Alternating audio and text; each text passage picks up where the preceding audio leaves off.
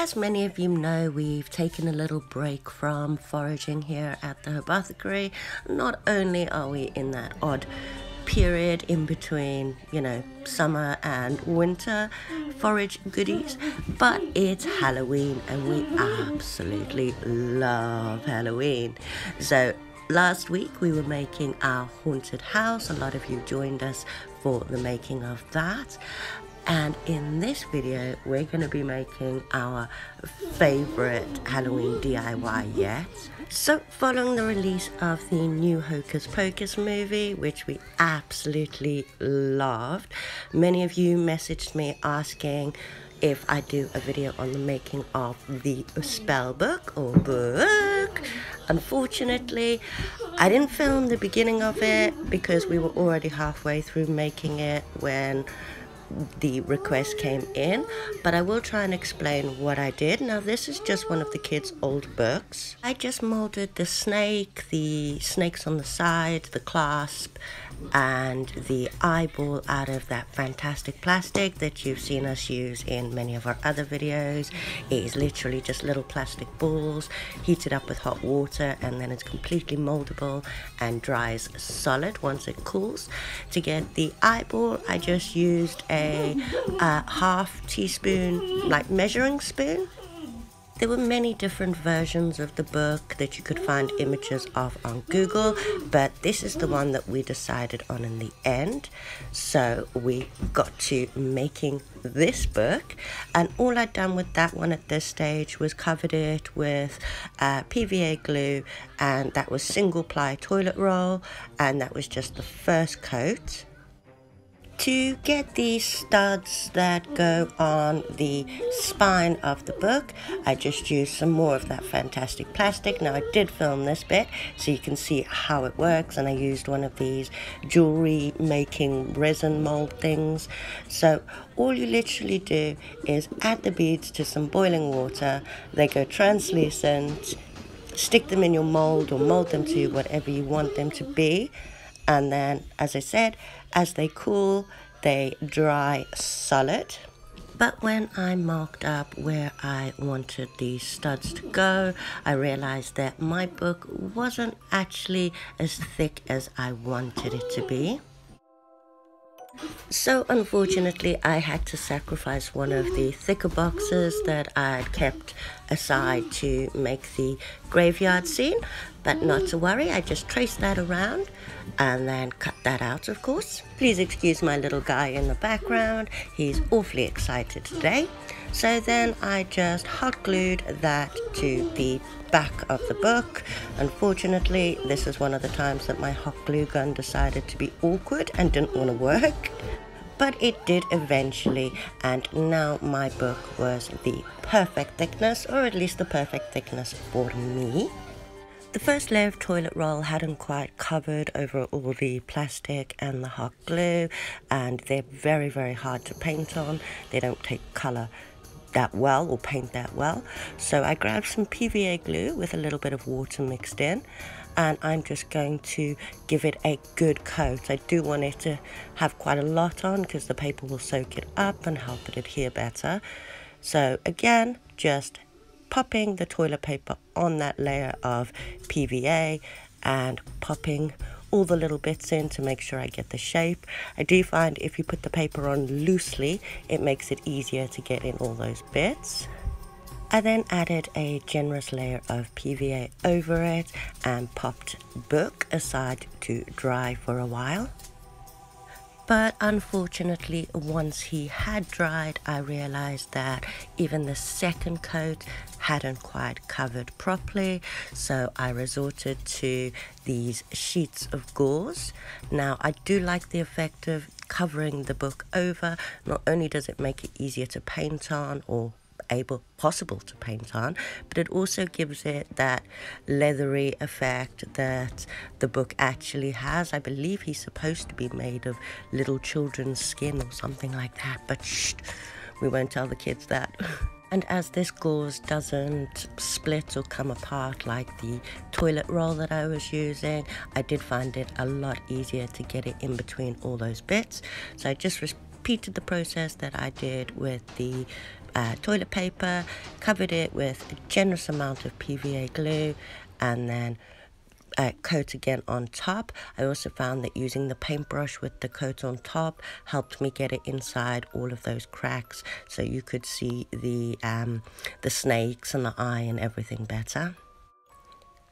I decided that it didn't matter to me whether Book could open, as he is just a prop, so I decided to just wrap the entire book. So I did it around the edges and around the spine of the book. And then, as I was getting rather impatient with this process now, I decided to pop him on the radiator for a while to help speed up the drying process. He did take a while to dry, as the layers are quite thick now, but once he was dried and armed with my brother's glue gun, which I had to steal because mine have now completely given up, I just glued those studs in place and used the hot glue gun to make the stitch effect that is on the spine of the book. As with the front, I did have to go over it a couple of times as it wasn't really showing up that well. But once that was done, I just added the little stitches bit in the same way. And while that was drying, and because I'm so impatient, I decided to start the painting, and I started with the white of the eyeball. I did use an oil paint for the white in the platinum white, as I wanted the eyeball to have a glossy effect, but as I will be varnishing it over, I'm not entirely sure that this was very important. And then for the leathery color, I'm using a combination of the siennas and the burnt umbers, and I'll be mixing those together to get the textured leathery effect that the book has. So I gave him a base coat with the lightish brown that I'd mixed up, and then using some of that burnt umber, the darker color, I went in and did the top of his eyelid, inside the lock bit or the latch bit, inside the snake's little crevices, and some dry brushing up the edge to give it that textured look. The snakes and the latches on the picture I've got are in a silver color, and all I had was this light silver. I'm not sure how well this is going to show up, and the picture that I have, it's actually quite an old looking silver, kind of like a gunmetal silver. So I just roughly brushed over all those detailing at this point. The way this is looking, I'm probably going to end up at least giving it a second coat, if not mixing up a grey and putting the grey down first and then doing some accents with the silver over, or after anyway. The scars have kind of a bronzy gold colour, so all I've got is this gold. So when I did it with the hot glue gun, rather than just doing one line, I did two lines next to each other of the hot glue. This kind of gives it the appearance that the two pieces of skin have been brought together, and then the lines across that I waited till the rest of the hot glue had dried and did a second coat of them over, as I did want them to stand out from the actual scar marks. So I just gave them a rough coat with this gold. And then once they dried, I actually decided to go back in with that burnt umber and define those areas in between the skin and the scar bits. Also did some extra detailing around the inside of the latch so that it pronounces the fact that they're stuck up. I also did that in with the snakes to define those areas. And then for the final touch, I decided to go with this beautiful emeraldy green color for his eyeball. As you can see, I used a template to try and get the circle right, as I am rubbish at free drawing circles or free painting circles. And I did end up mixing a darker grey colour for the snakes on the sides, painting that in the dark grey, and then just doing a light coating of the silver over.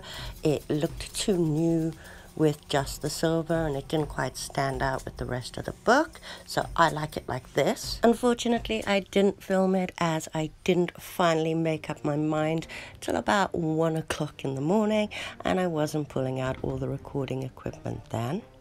Then once he was all dry, and to make sure that he lasts as long as possible, because he is officially now our favorite Halloween DIY ever and our newest member of the family, we gave him a good spray with the varnish, concentrating on his eyeball to make it nice and shiny. As I said, I absolutely love this DIY. He's going to be centerpiece of all of our Halloween decorations for years to come. Hope you guys enjoyed this video. Sorry again that I missed out the first bit, but I hope I explained it well. Let us know if you guys give this one a go. If you enjoyed the video, please give us a thumbs up and subscribe. In our next video, we will be making a wreath for the door, as the girls don't want to go with our usual skeleton on the toilet picture this year. I will of course be filming that and posting that as well. Again, let us know if you guys do try this. Please post your pictures, share them in the comment section down below. I'd love to see them. Pretty sure that, you know, if I ever have to do this again, I've learnt my mistakes and it'll probably, hopefully, be better. But we've become quite close to him, and hopefully he stays with us for a while. Also, let us know if there's any other cool Halloween DIYs that you're trying. Share with us. Maybe I can give them a go too, as our haunted house turned out awesome, but we need more ideas. Happy Halloween and happy crafting, guys. Big shout out to all of those who follow me on Facebook, who saw our haunted house post and asked for this video. Luckily, my little lady, being a big Halloween fan and really excited because I'm letting her have a Halloween party this year, recorded most of this.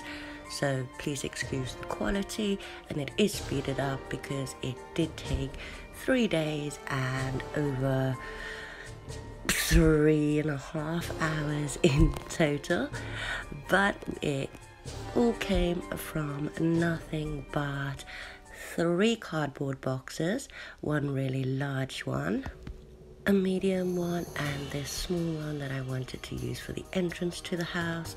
I had some leftover black and white powder paint, some gold and some red, PVA glue, a toilet roll, some scraps of red mesh material from a costume I made a few years ago, and to make it waterproof, I did use this all-purpose spray varnish at the end. However, you could just PVA the whole thing. So first I had to do was planning it. I did decide I wanted it to be taller so that it can fit on my doorstep, and I also wanted my windows to be quite pronounced, so I wanted to make frames for them. So first thing first, I made some templates of the windows and decided how my house was going to go. I also wanted some smaller windows on the side, so I made templates of a smaller version of the big one that's going to go over the door, and traced them all in place so I knew where I wanted to be, and I could get an idea of how big the house needed to be, how big the roof needed to be. Unfortunately, I didn't have my ruler with me, so I just used whatever I could that was straight. I also used the template of the big window to make the door, and as you can see, it did take a couple of attempts to get it just the way I wanted to.